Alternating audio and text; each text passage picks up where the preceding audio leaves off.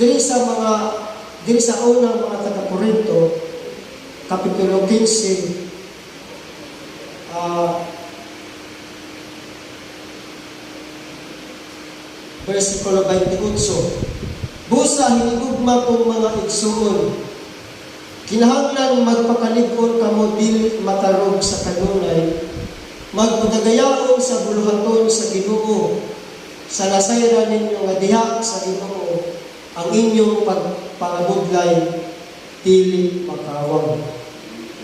Amen. Amen. Dili kuno makawang ang atong pagpangabudlay para sa Ginoo.